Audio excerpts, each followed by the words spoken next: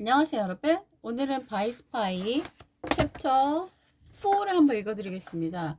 뉴 로트롤의 행방을. 뉴 로트롤은 칩인데 그 칩에다가 이렇게 얘기를 하면은 사람 마음대로 따라오게 하는 좀 무서운 그런 칩입니다. 바이와 엄마는 집으로 돌아오는 내내 한마디도 하지 않았다. 나한테 거짓말을 하다니. 집 안으로 들어선 엄마의 표정에는 실망과 슬픔이 뒤섞여 있었다. 소리를 지는 것보다 이게 더 끔찍했다. 일부러 그러는 게 아니라니까요. 엄마가 바위를 뚫어져라 쳐다보며 물었다. 내가 아직 모르는 게 더 있니? 이젠 솔직하게 다 말해줘. 바위는 엄마에게 숨겼던 사실을 전부 다 떠올려 보았다. 이제 고백할 때였다. 바위는 심호흡을 크게 하고 입을 열었다. 실은 안락의자 쿠션에 초콜릿을 묻혔어요. 엄마가 못 보게 쿠션을 뒤집어 놨고요. 정말 죄송해요. 어쨌든 이것도 고백이었다. 엄마는 바위를 한참 쳐다보았다. 왠지 안심한 표정이었다. 각오는 하나도 중요하지 않아. 난 내 걱정뿐이란다. 바위, 확실한 거지? 더 이상 숨기는 게 없지? 없어요. 그게 다예요. 바위는 심장이 쿵쿵거렸다. 하마터면 일을 망칠 뻔했다. 지금 엄마에게 그 이야기를 했다가는 바위는 절대 엄브라를 막지도 못할 것이고 리밍턴 홀에도 가지 못할 것이다. 엄마는 마침내 큰 한심을 내쉬었다. 좋아. 요즘 너도 많이 힘들겠지만 엄마를 믿어야 돼. 알겠지? 이제 2층에 올라가서 숙제하렴. 조지랑 러셀이 로봇대회 연습을 마치고 돌아올 거야. 오늘 밤 나는 학부모 디스코 파티를 도우러 가야 하고 그러니 이야기는 내일 하자. 알겠어요. 바이는 터덜터덜 계단을 올라갔다. 기분이 영 좋지 않았다. 하지만 바이는 이제 뉴 로트롤이 어디에 있는지 알고 있었다. 아빠에게 그걸 훔칠 수만 있다면. 한 가지. 엄마는 부르는 소리에 바이는 또 가슴이 콩닥콩닥거렸다. 근데 계단 밑에서 엄마는 미소를 짓고 있었다. 사랑해. 나도 사랑해요, 엄마. 두 사람은 서로에게 따뜻한 미소를 보냈다. 모든 게 제자리에 돌아온 것 같았다. 이거 가져가야지. 엄마가 바이의 가방을 집어들었다. 엄마 내가 내려갈게요. 바이는 가방 지퍼가 열려있는 것을 보고 얼른 가방을 가지러 계단을 내려갔다. 하지만 한 발 늦었다. 엄마가 가방을 계단 위로 던진 것이다. 곧 지퍼가 열리며 가방에 들어있던 것들이 밖으로 튀어나와 마치 폭포수처럼 계단에 우수수 떨어졌다. 책, 필통부터 숨겨놓았던 30개 정도의 사탕 껍질까지, 그리고 바로 계단 밑 정확히 엄마의 왼발 옆에 핸드폰이 떨어졌다. 엄마는 도저히 믿을 수 없다는 표정으로 핸드폰을 집어들었다. 이거 어디서 난 거야? 아빠가 줬니? 아니요. 근데 그 비슷한데 좀 복잡해서. 엄마의 눈에 다시 실망감이 타올랐다. 이럴 줄 알았어. 지금 내가 어떤 기분인지 아니? 너 내가 하면 신경이나 쓰는 거야? 엄마 미안해요. 바이는 엄마의 얼굴을 차마 쳐다볼 수가 없었다. 내일 이야기하자. 엄마는 바이의 휴대폰을 핸드백에 집어넣었다. 바이는 머리를 굴렸지만 무슨 말을 해야 할지 떠오르지가 않았다. 바이는 순순히 패배를 인정하고 2층으로 올라갔다. 반쯤 올라갔을 때 1층에서 익숙한 목소리가 들려왔다. 이스터, 아니 수장 괜찮은 거니? 허니피 이모의 목소리였다. 이모가 부엌에 있다니. 대체 왜? 엄마가 이모에게 말했다. 로봇 때문에 그래. 그래, 넌 여기서 뭐 하는 거야? 이야기 좀 해도 돼? 지금 우리 안전하지? 이번엔 또 무슨 일인데? 엄마의 물음에 이모가 거실 문을 열자 처음 보는 커다란 옷걸이가 보였다. 바이는 옷걸이를 유심히 쳐다보았다. 그러자 주위 배경으로 위장한 코트를 입은 카디널 요원이 나타났다. 그리고 부엌에 대고 속삭였다. 아무도 없나요? 아무도 없어요. 엄마가 대답하자 울프 요원이 소파에서 기어났다. 엄마가 넌더를 냈다. 도대체 남의 집에서 왜 이러는 거예요, 여러분? 커지너는 부엌으로 걸어가 문을 닫았다. 바이는 속으로 욕을 내뱉었다. 스프라우트 선생과 러셀이 로블대회 연습을 하는 거라 아가두도 없었다.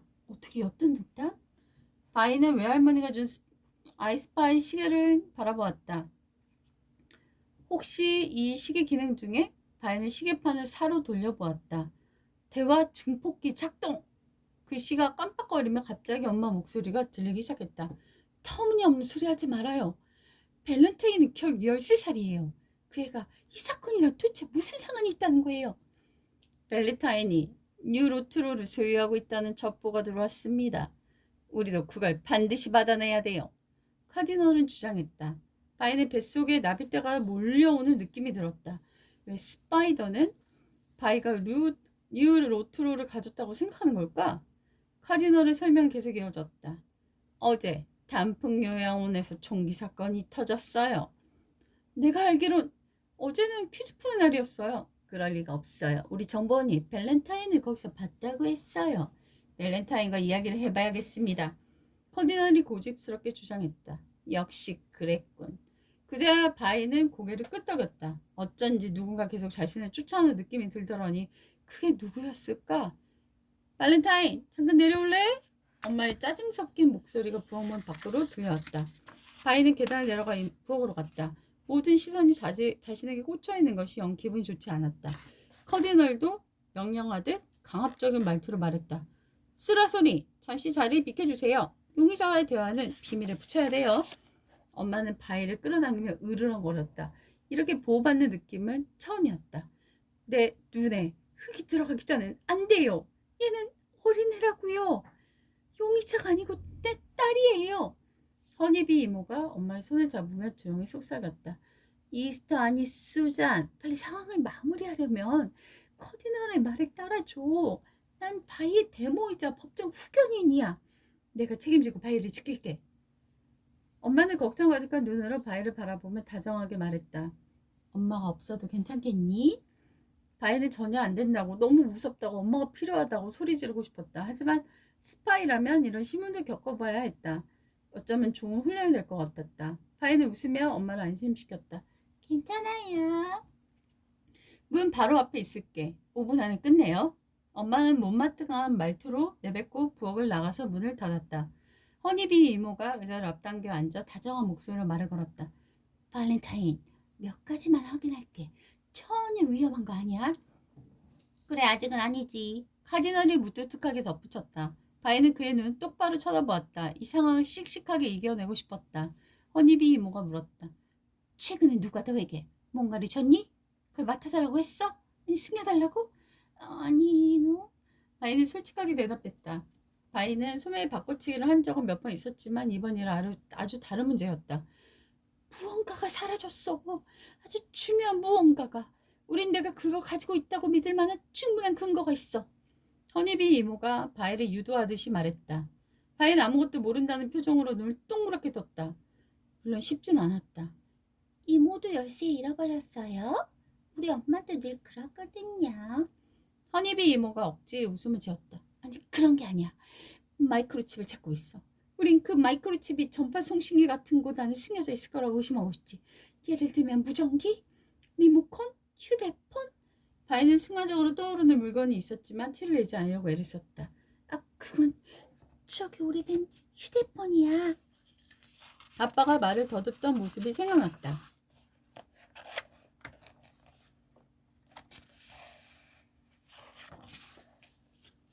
재활용하려고 보관하고 있던 건데. 바이가 아빠의 차에서 소매치기를 했었던 휴대폰, 그게 내 것이 아니거든.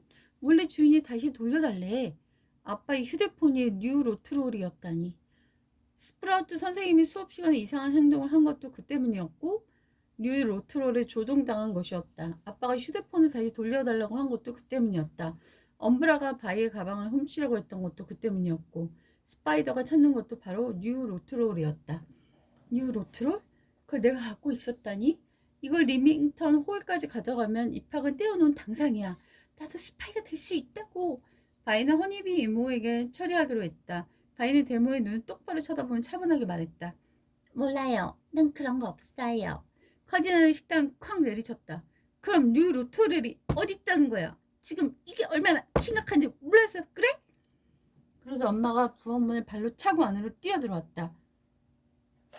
그리고 2초 안에 카디널을 유도기술로 바닥에 때려 눕혔다. 내 딸한테 그런 식으로 소리 지르지 마. 그건 나만 할 수 있는 거라고. 엄마가 고함을 쳤다. 바이는 웃음을 터지려는 걸 참고 엄마는 진짜 대단했다. 스라소니 요원 날 놔줘요. 카디널은 헉헉거렸다. 이스터! 허니비 이모가 엄마를 떼어내며 소리쳤다. 바이는 새어나오는 웃음을 참을 수가 없었다. 우표는 이 와중에도 바이에게서 시선을 떼지 않았다. 바이를 조금 더 믿지 않는 게 분명했다. 우린 밸런타인의 소지품을 수색할 수 있는 영장이 있어요. 저항하면 체포하겠어요. 카디널이 허니비 이모의 도움으로 엄마의 소나기에서 벗어나며 소리쳤다. 카디널이 종이 한 장 엄마 손에 쥐어주자 엄마도 지지 않고 큰 소리를 받아쳤다. 아니 그럴 수 없을걸? 내가 가만히 있지. 이스터 정신 차려요. 허니비 이모가 엄마를 진정시키는 사이 카디널과 울프는 아이의 방에 있는 2층으로 올라갔다. 로버트와 이혼 재판 하기도 전에 체포되면 꼴이 어떻겠어. 바로 수색하긴 내버려둬. 바이가 갖고 있을 리 없잖아. 바이는 억지로 눈물을 끌어모았다. 생각보다 결백한 척하는 데는 재능이 있었다. 아무것도 없어요. 난 나쁜 짓 안 했다고요. 바이는 코를 훌쩍거렸다. 엄마는 바이를 꼭 끌어안았다. 이리 오나가. 그만 끝낼 거야. 여기서 기다리렴. 내가 가보고 올게. 바이가 웃음을 찾는 사이에 엄마는 수다닥 2층으로 뛰어 올라갔다. 스파이더는 휴대폰을 찾지 못할 것이다. 그건 엄마의 핸드백 속에 있기 때문이다. 바이는 처음으로 엄마의 과민 반응에 고마웠다. 바이는 부엌에서 기다렸다. 방을 뒤지느라 쿵쿵거리는 소리가 어렴풋 들려왔다. 아무것도 찾지 못할 거라고 알고 있는데 가슴이 진정되지 않았다. 혹시 스파이더 요원들이 엄마의 핸드백까지 찾아본다면? 억지로 털어놓게 된다면? 그래서 바이를 체포해서 감옥에 보낸다면? 몇 시간 같은 몇 분이 지나고 스파이더 요원들이 다시 아래로 내려왔다. 카디널이 바이를 노려본 말했다. 정보원들이 여기저기 심어놨지. 그렇지. 나중에라도 내가 거짓말했다는 사실을 밝혀준다면? 바이는 내심 안도의 한숨을 쉬었다. 결국 스파이더 요원들은 아무것도 발견하지 못한 것이다. 내 집에서 나가요. 엄마가 문을 가리키며 쏘아붙였다. 카디널은 곧바로 문 밖으로 튀어나갔고 울프는 바이를 한참 동안 의미심장하게 바라보며 천천히 돌아 나왔다. 허니비 이모도 엄마의 손을 꼭 잡은 뒤 인사를 건넸다. 스파이더 요원들이 떠나고 문이 닫히자마자 엄마는 바이를 품에 안았다. 바이가 미소를 지으며 엄마 나 괜찮아요. 오늘 외출은 취소해야겠어. 널 두고 혼자 나갈 수 없어. 엄마 난 괜찮아요. 아무 문제가 없잖아요. 바이는 엄마와 저녁 내내 딱 붙어있는 걸 상상하니 영 기분이 좋지 않았다. 스파우루트 선생과 러셀이 돌아왔는지 현관문에 여는 소리가 났다. 바이는 엄마의 가방을 흘낏 쳐다보았다. 엄마의 눈치채기 전에 류 로트로를 다시 가방에 넣어야 했다. 외할머니한테 부탁해 류 로트러를 리밍턴 홀에 가지고 가면 입학을 허락해 줄게 분명했다. 늦어서 미안해요. 나 때문에 출발을 못한 건 아니죠? 스프라우트 선생님이 현관에 서서 물었다. 엄마는 어딘가에 정신이 홀린 듯 말했다. 걱정 마요. 원래 학부모 디스코 파티를 돕기를 약속했는데 지금 엄마 아까부터 계속 말했잖아요. 나 진짜 괜찮으니까 가서 재밌는 시간 보내요. 바이는 엄마의 핸드백 쪽을 보지 않으려고 애썼다. 스프라우트 선생님이 말했다. 카지노의 밤 행사 때 털슬리 아빠랑 그런 일 있었는데도 학부모회가 고맙게도 당신을 다시 받아줬네요. 바이는 기회를 틈타 핸드백을 향해 슬금슬금 다가가기 시작했고 바이가 핸드백 쪽에 왼손을 내밀려는데 늦을 수도 있어요. 괜찮죠? 엄마가 가방을 내까채더니 어깨를 메고 선생님한테 말을 걸었다. 물론이죠. 손님용 방 좀 쓸게요. 당신만 괜찮다면. 당연히 괜찮죠, 조지. 여긴 당신 집이기도 하잖아요. 너무 보고 싶을 거예요. 엄마는 스프라우트 선생님과 대화하게 몸을 숙였다. 바이는 핸드백 밖으로 삐쭉 튀어나온 휴대폰을 발견했다. 잘만 하면 손이 닿을 것 같은데 갑자기 스프라우트 선생님이 피하는 바람에 엄마의 몸이 휘청했다. 휴대폰을 꺼내기에 실패했어. 속으로 한숨을 쉬었다. 엄마는 포기한 듯 말했다. 알겠어요. 애들 저녁 좀 챙겨주겠어요? 너무 늦지 않게 해주세요. 내일 현장 학습 있으니까요. 나도 알아요. 당연히 잘 알겠죠. 그럼 내일 아침에 봐요. 엄마는 슬픈 목소리를 대답하고 맥에 쭉 빠져서 집을 나섰다. 뉴 로트로를 가방에 넣은 채로 바이는 말없이 주먹으로 벽을 쳤다. 디스코 파티에 쫓아가서 엄마가 뉴 로트로를 켜기 전에 그걸 되찾아야만 했다. 혹시나 실수로 엄마가 그걸 켜기라도 한다면 위험한 기계에 몇 분 이상 노출된 어른들의 뇌가 터져버릴 수도 있다. 그럼 끔찍한 사고가 벌어지게 내버려둘 수는 없다. 도대체 어떻게 된 거야? 바이는 부엌까지 달려갔고 러셀이 부엌 식탁에서 숙제를 펴고 있었다. 바이는 러셀의 책 여기저기 진흙이 묻어있는 걸 발견했다. 통과 또 무슨 일이 있었던 모양이었다. 러셀! 바이가 소심하게 러셀을 불렀다. 러셀은 바이를 힐끔 쳐다볼 뿐 아무 말도 하지 않았다. 갑자기 아침에 러셀을 버려두고 간 것이 미안해졌다. 나 때문에 화가 난 건 알고 있어. 하지만 내가 꼭 좋아해. 왜냐면 내가 바이, 복도에서 이걸 찾았는데 내 거니? 저녁을 차리려고 부엌에 들어온 스프라우트 선생님이 바이가 아침에 받은 금색 봉투를 흔들었다. 스프라우트 선생님이 함께 있으니 바이의 마음이 편안해졌다. 맞아요. 가도 돼요? 바이가 조심스럽게 묻자 스프라우트 선생님은 초대장 내용을 읽어보았다. 엄마라면 절대 허락하지 않겠지만 엄마에게라도 허락을 받으면 갈 수 있을 텐데. 스프라우트 선생님은 바이의 기대를 저버리고 친절한 얼굴로 대답했다. 엄마에게 물어봐야 될 것 같구나. 게다가가 뭐요? 바이가 얼른 물었다. 바이는 한시라도 빨리 엄마를 쫓아 학교에 가야만 했다. 그리고 토요일에 톰과 셀리의 파티에도 가야만 했다. 파티 시간이 로봇 대회 끝난 후잖아, 러셀. 너도 초대받았니? 난 로봇 대회 끝나고 다 같이 밥이나 먹으면 좋겠다고 생각했거든. 러셀이 조용히 고개를 들었다. 그 침묵이 대답을 대신했다. 칼날 같은 죄책감이 바이의 심장을 파고들었다. 바이한테 파티 가라고 하세요. 상관없어요. 러셀이 엄청나게 빠른 속도로 숙제를 끝내고는 조용히 말했다. 스프라이트 선생님은 한 번 더 물었다. 진짜 괜찮아? 확실해? 몇 달 동안 기대했던 일이잖아. 러셀이 자리에서 일어나 자기 방에 올라갈 준비를 했다. 괜찮아요. 바이가 하고 싶은 거 하라고 하세요. 저녁은 안 먹을래요. 배가 안 고파요. 러셀이 부엌을 빠져나간 후 계단을 오르는 무거운 발소리가 들렸다. 스프라이트 선생님은 러셀을 바라보고 고개를 돌리더니 엄마가 만들어 놓고 간 생선 스프를 바이 앞에 내려놓았다. 훈제 대구 대신 양념한 도미살을 넣어서 끓인 퓨전 요리였다. 바이는 허겁지겁 저녁을 먹기 시작했다. 서두르기만 하면 디스코 파티가 시작이 전에 학교에 도착할 수 있을 것 같았다. 발렌타인? 선생님이 아이의 이름을 불렀다. 어른들이 진짜 중요한 얘기인데 그렇지 않을 때 척하는 쓰는 그런 말투이다. 러셀 요즘 어때? 학교에서 말이야. 바이는 급하게 먹느라 숟가락을 입에 물고 있었고 덕분에 대답할 시간을 벌었다. 러셀이 괜찮지 않다는 것은 스프라이트 선생님이 어떻게 말할 수 있을까? 러셀은 잘나가는 아이들에게 괴롭힘을 당하고 있었다. 한편 바이는 이제 잘나가는 아이들과 어울리게 되었다. 기분이 묘했다. 바이가 스프를 꿀꺽 삼키고 대답했다.